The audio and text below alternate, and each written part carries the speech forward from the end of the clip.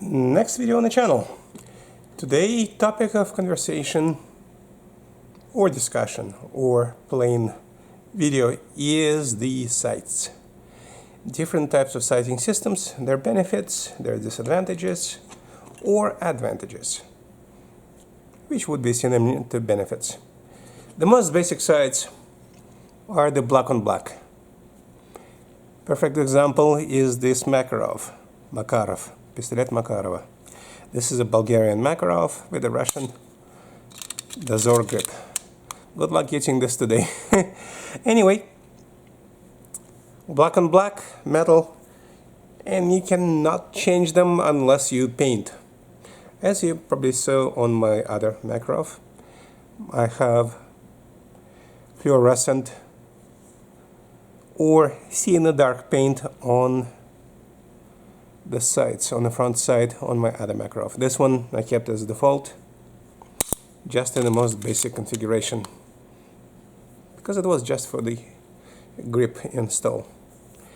It's okay for what it was designed back in the 40s and 50s of the last century.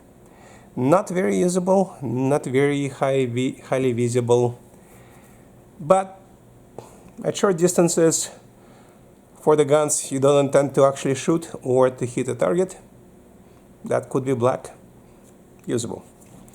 The most common basic sight is the 3-dot configuration, as you can see on my 92A1 Beretta.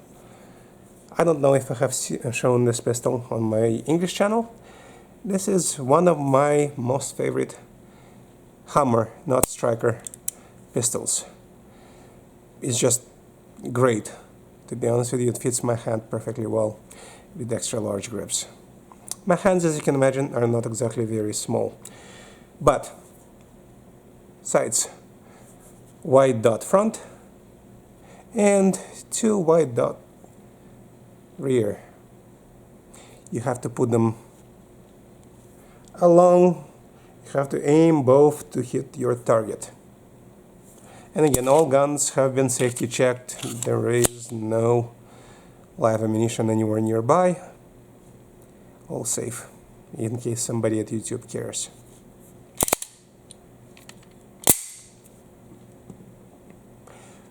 This worked for many years, and it still works if you have good eyesight and you just like plain fixed sights. I don't. I have learned better. Even though this works, I might change it if I find better ones. Next one is my Gen 4 Glock, recently modified with a True Glow sights. As you can see, these are fiber optic and tritium model.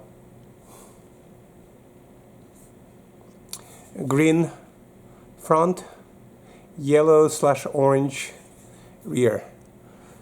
Universal, as in very bright during the day and very usable during the night as well. In my mind, this is one of the better sights for the fixed sights, and their price reflects the quality. It's not Trigicon, which is often just tritium. I have that on different guns, which I did not bring because honestly I don't care about those sights quite as much, and they don't play much of a role in difference. Yes, there are night sights using some kind of tritium or phosphorescent sights using phosphorus. In other words, they're both somewhat visible during the dark. Tritium obviously more.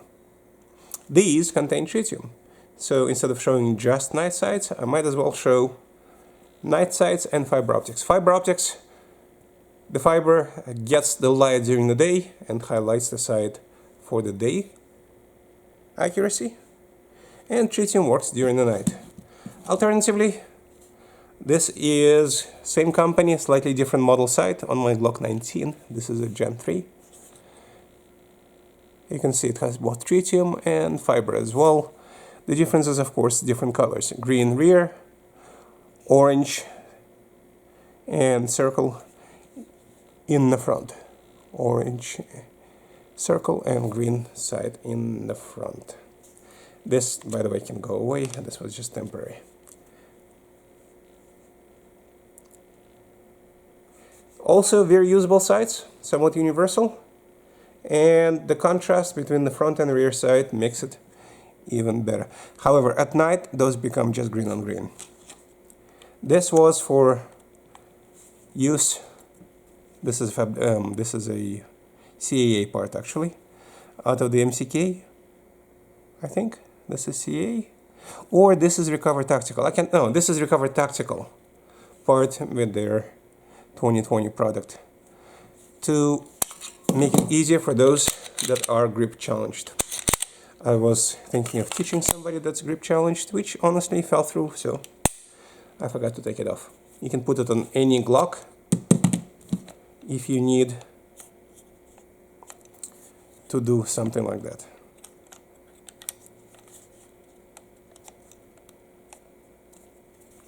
Here you go. And all of a sudden now it's easier to grip. Again, safe direction, everything is checked. I keep it on the 19 because that's actually where it belongs more. The 17 does not need this as much, and I will be honest with you. Both of them don't need it. Still, talking about the sights, these are the most modern, in my experience, fixed sights.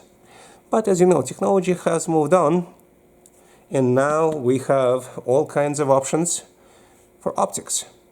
And in most cases, the optics are the red dots. I only have started on that journey. So here we have a Sig Romeo Zero. Let me see if I can show this sight in the camera frame.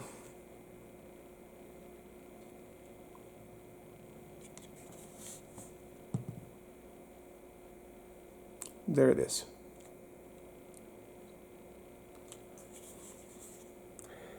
This has been running again with the motion tack, or whatever the technology they call it, MOTAC.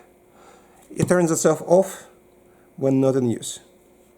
I have not changed the battery even once in the sight in probably about 4 months so far.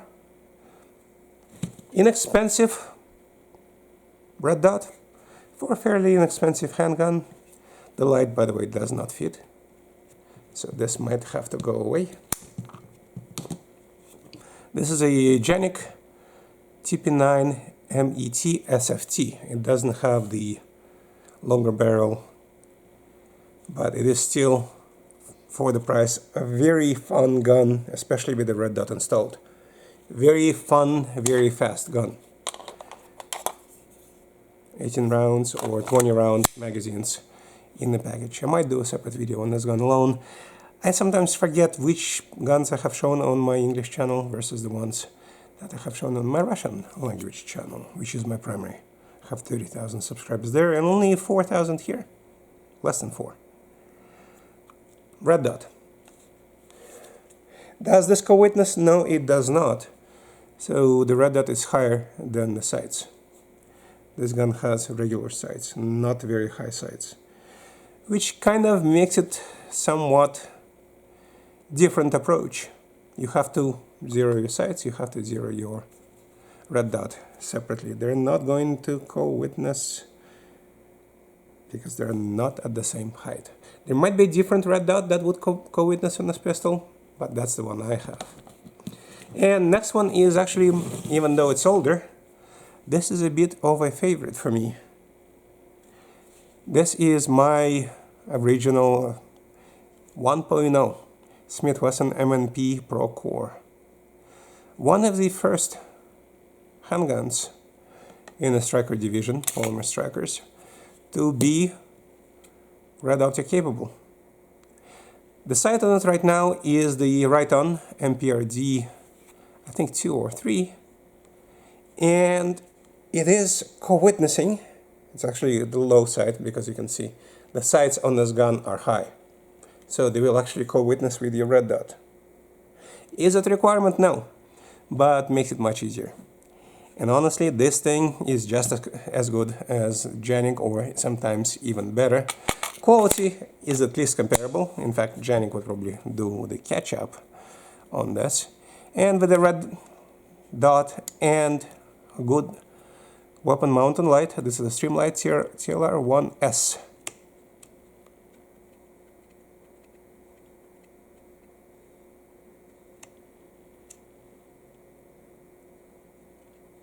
So it has a strobe function if I were to turn it on.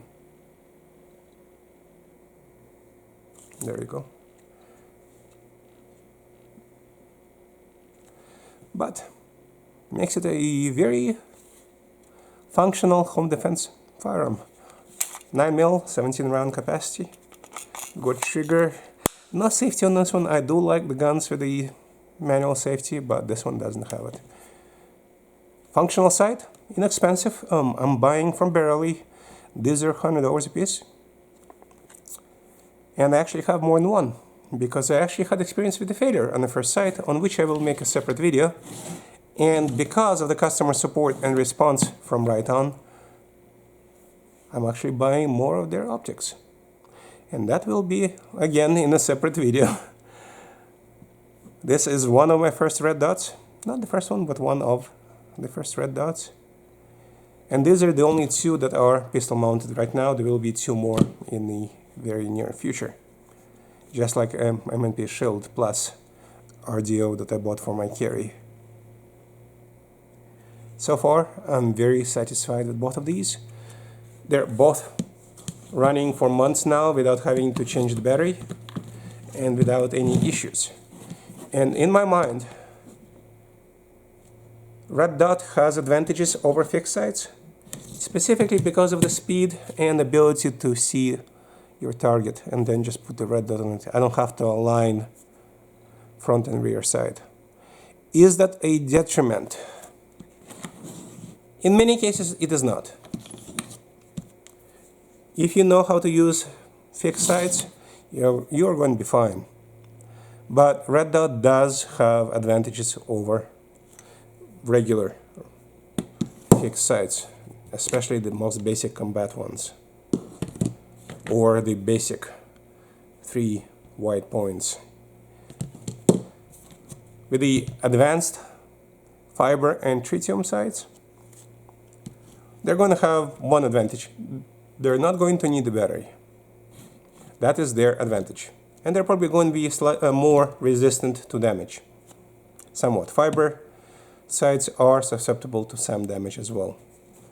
Some of the higher end red dots are probably going to be even better. But the budget, $200, $150 red dots like these, are going to be functional, but are they going to be something you can put you bet your life on? The question is something I don't have an answer to. If you do, comment. I mean, of course, Holosun at least, maybe. Maybe Aimpoint or Trigicon RMR. Maybe Delta Point by Leupold. Those are, of course, going to be better or more name recognizable sites. And if you can afford them, all the power to you. Can I afford them? Probably. But do I need that? I don't think so, at least not yet. So this is my introduction to the updated sighting systems on the pistols. And I do hope that in the future we're going to have not just a red dot, but we're going to have something like microprism sights that, unless needed, don't use the battery and going to be functional even when the battery runs out. Like the Bushnell little prism I'm using on my X-Star EP9. It works fine. I don't need to turn the light on in almost all cases unless I'm in the dark. These, they will turn themselves on, which has an advantage. But also disadvantage, the battery does run. And it will run out at a certain point, so you do need to remember to change the batteries. And you need to make sure that the sight is mounted well. Rock set, like on this, or Loctite, blue Loctite on the red dots.